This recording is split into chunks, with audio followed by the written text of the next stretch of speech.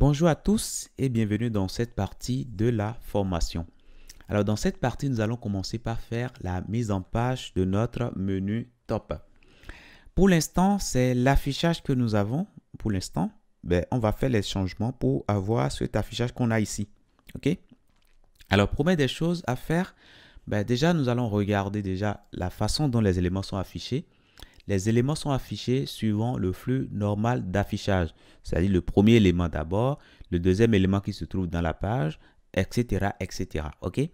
Mais nous, ce n'est pas ce qu'on veut avoir comme affichage. On veut que la partie left soit sur la même ligne avec la partie center et que la partie right également soit sur la même ligne avec les deux autres. OK? Donc, c'est ce que nous voulons avoir. Donc, pour avoir ce comportement-là, on sera obligé de rendre cette boîte-là, cette boîte qui contient les trois éléments, on sera obligé de rendre cette boîte-là flexible. OK? Donc, si vous vous rappelez bien, nous avons déjà créé un petit framework dans lequel nous avons déjà créé une propriété donnée pour les éléments qui auront cette classe-là. On ira simplement faire usage de notre framework tout simplement en mettant ici, on mettra flex tout simplement. Et c'est bon, le tour est joué. Donc, désormais, cette boîte-là deviendra tout simplement flexible. Donc, si je reviens ici au niveau de l'affichage, qu'est-ce que je vois? Je vois que le premier élément reste là. Alors, si vous voulez, je vais inspecter. Comme ça, vous allez mieux voir. Alors, je vais cliquer sur l'outil d'inspection. Donc, ici, j'ai ma partie left ici. Et après, j'ai ma partie center et là, j'ai ma partie right. Voilà. Par contre, il y a de l'espace qui reste ici. Moi, je ne veux pas du tout de cet espace-là.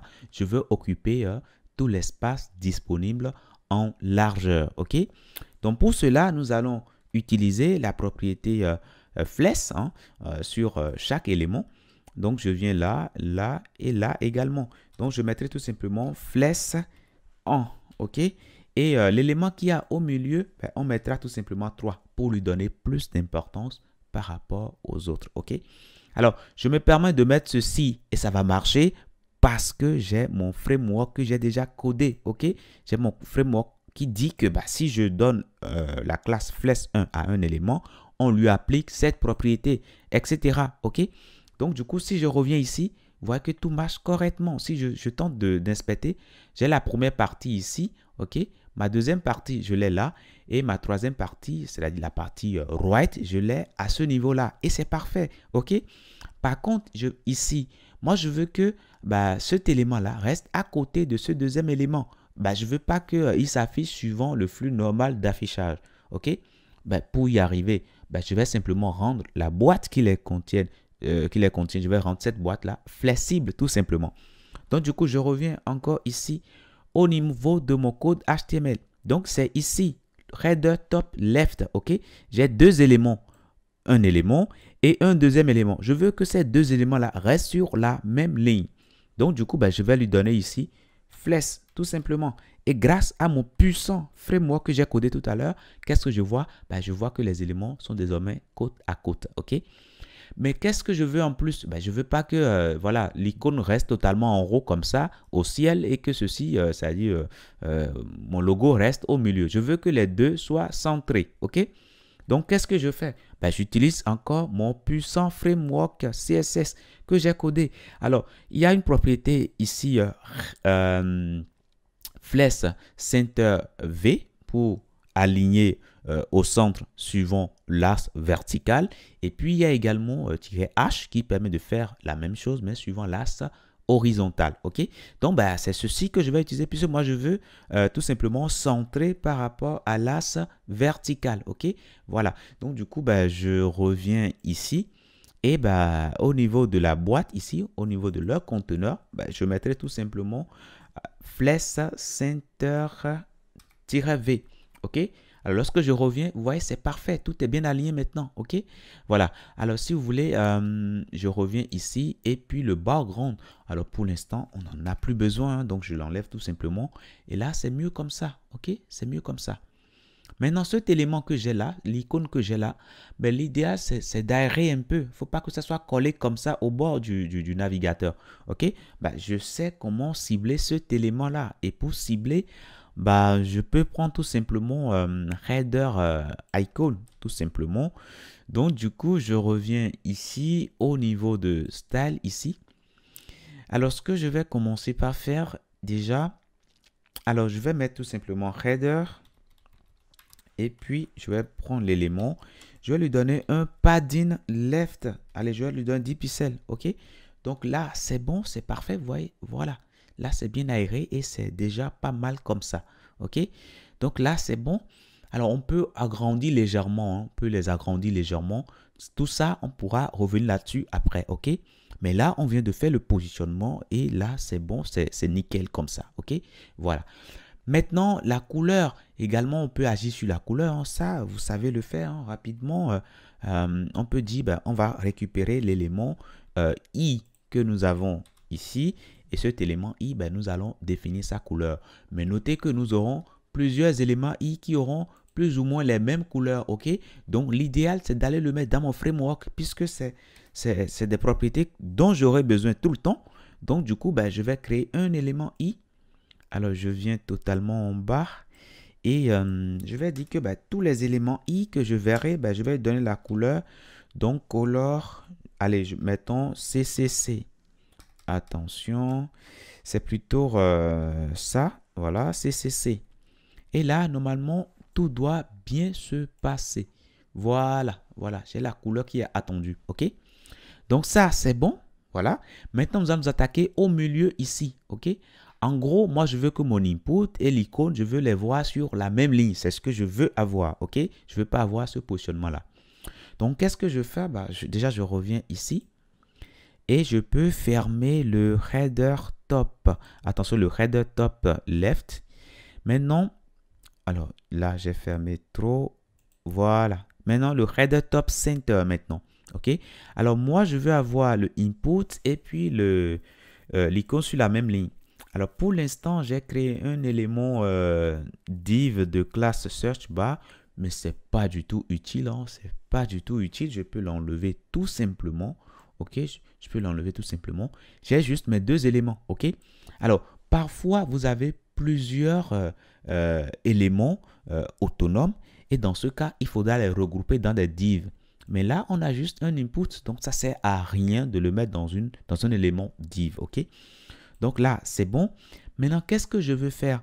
Ben, je veux pouvoir jouer sur ces éléments-là. Je veux pouvoir les bouger, les aligner. Bref, je veux pouvoir travailler sur ces éléments-là avec mon framework. OK? Donc, première des choses, alors si je voulais, je reviens ici déjà pour voir l'affichage que j'ai ici. Voilà l'affichage que j'ai par défaut. Mais moi, je veux centrer tout ceci. Hein. Je veux pouvoir centrer par rapport à l'axe horizontal, mais également par rapport à l'axe vertical. Donc, du coup, je vais rendre déjà le conteneur flexible en mettant tout simplement flèche là, tout simplement. Alors, pour l'instant, ben, je ne verrai pas grand-chose, mais désormais, je peux agir sur ces éléments-là. Alors, ce qui serait bien, c'est de dire, ben, je vais centrer hein, mes éléments. OK? Alors, pour les centrer, ben, je peux tout simplement utiliser flèche center V pour dire que je veux centrer suivant l'axe vertical. Et quand je viens, ben, je vois que mon élément est bien centré par rapport à la boîte qui le contient. OK? Maintenant, je peux également dire hein, que je veux le centrer par rapport à l'axe horizontal. Et ça, c'est moi qui décide. Hein, c'est moi, le maître ici, c'est moi qui décide de comment je veux voir mes éléments affichés dans la page. Et là, vous voyez, c'est parfait, c'est nickel. Par contre, bah, je veux quand même occuper 80% hein, de mon conteneur. OK? Bah, c'est simple. Je reviens ici au niveau de style et je vais dire que je vais prendre déjà mon header et récupérer déjà le head center. Alors, header top center, si j'ai bonne mémoire. Et après ça, maintenant, qu'est-ce que je dirais? Ben, je dirais que ben, je vais prendre tout simplement l'élément input que j'ai à l'intérieur. Et cette fois-ci, je vais fixer sa largeur à 80%. OK? Donc, je peux aller voir l'affichage. Vous voyez que ça occupe 80% de son conteneur. OK? Mais c'est magique. Vous voyez ce qu'on a fait rapidement avec Flexbox. Alors, je vais commencer par réduire. Vous voyez que la taille s'ajuste. OK? Voilà. Vous voyez, donc là, c'est déjà pas mal du tout. OK? Voilà. Maintenant, pour le dernier élément ici, je vais vous laisser faire une petite pause et centrer tout ça hein, par rapport à la page, suivant l'axe vertical et également éviter qu'il y ait de l'espace côte à côte. Alors, j'espère que vous avez fait la pause, j'espère que vous avez centré et tout ça. Donc, nous allons corriger cela ensemble. Première des choses, nous voulons centrer suivant l'axe vertical. Alors, pour que nos éléments soient malléables, qu'on puisse changer, modifier le positionnement tel que nous souhaitons, l'idéal, c'est de commencer déjà par rendre la boîte flexible. Donc, je mettrai ici tout simplement flèche, ok? Voilà, tout simplement. Là, rien de visible. Mais ce que je peux faire désormais, c'est d'utiliser tout simplement Flex grâce à mon puissant framework que je viens de coder par moi-même, ok? Et là, qu'est-ce que je vois? Ben, mes éléments sont centrés, ok? Ils sont centrés.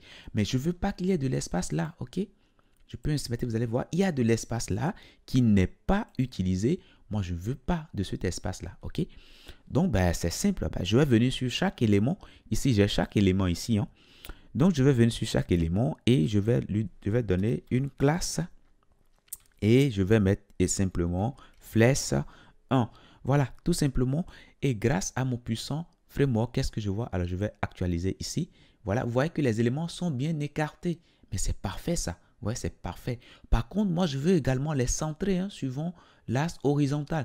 Je ne veux pas qu'ils soient collés comme ça au bord sur le côté gauche. Donc, pour centrer tout ça, ben, je viens au niveau déjà du conteneur. On va déjà plutôt aller densifier notre framework. Donc, je reviens ici et nous allons créer test center et nous allons lui donner ici tout simplement test align center.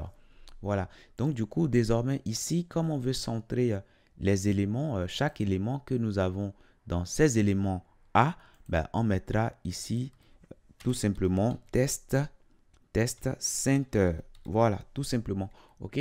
Donc là, normalement, si je reviens là, que je tente de voir, vous voyez que les éléments sont bien centrés. Hein, et là, c'est quand même parfait. OK? Donc voilà, on va quand même faire une petite pause et on se retrouve tout juste après pour continuer. Je vous dis merci et à tout de suite.